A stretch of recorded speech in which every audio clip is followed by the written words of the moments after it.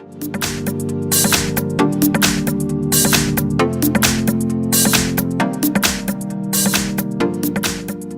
have KRUGER Matz 7S and let me show you how to enable developer options on the following device. So at the very beginning, let's start by using your home screen. Then here let's find and select the settings. From the list of settings you need to scroll down and choose system. Now choose here about phone, and from the following options you need to find build number and start tapping the build number a couple of times.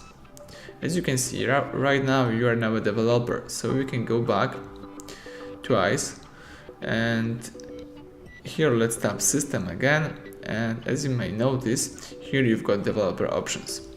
So here you can use all developer features. For example, you can enable OEM Unlocking, tap enable, you can allow USB Debugging, tap OK, and you may also enable bug report shortcut, enable view attribute inspection, and select debug app.